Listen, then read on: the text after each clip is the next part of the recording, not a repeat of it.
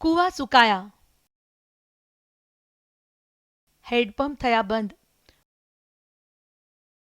બોરવેલમાં પણ નથી બચ્યું પાણી. આ છે ગુજરાતના ગામડાની કહાની. અરવલ્લી જિલ્લાના ભિલોડા તાલુકાના ગામો ટળવળી રહ્યા છે પાણી માટે. યાત્રાધામ શામળાજી આસપાસના 15થી વધુ ગામમાં હજુ તો ઉનાળો શરૂ થયો છે ત્યાં જ કૂવાના તળિયા દેખાવા લાગ્યા છે. પાણીના અભાવે ખેતરો સૂકાભટ બની ગયા છે. 5-5 કિલોમીટર દૂરથી પાણી લાવવા માટે મહિલાઓ મજબૂર બની છે. માણસોને પીવા પાણી નથી તો પશુઓને પણ તરસ્યા મરવાનો વારો આવ્યો છે.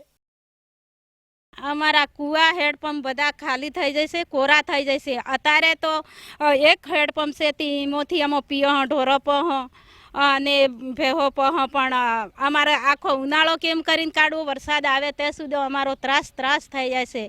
તો મેશ્વો ડેમમાંથી પાણી કેનાળ મારફતે જો આપવામાં આવે ઊટ ધંધાસણ થઈને ડોડીસરા, રાયપુર, તો અમારા ગામની અંદર પાણી મળી શકે તેમ છે. આ વિસ્તારના લોકો મેસવોમાંથી પાણી માટે માંગણી કરી રહ્યા છે અને જો એમ ન થાય તો ગામની નદીઓમાં પાણી છોડવા રજૂઆત કરી રહ્યા છે. પરંતુ નિંભર તંત્રના પેટનું પાણી જરા પણ હાલતું નથી.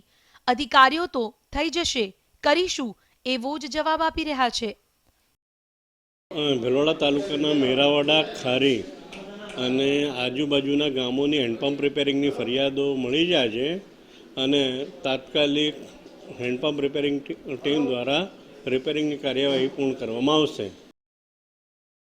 મહત્વપૂર્ણ છે કે આજે વિશ્વ જળ દિવસ છે ત્યારે પાણી વિના તરફડતા આ ગામ લોકો ઈચ્છી રહ્યા છે કે ખોટી રીતે થતો પાણીનો બગાડ અટકે.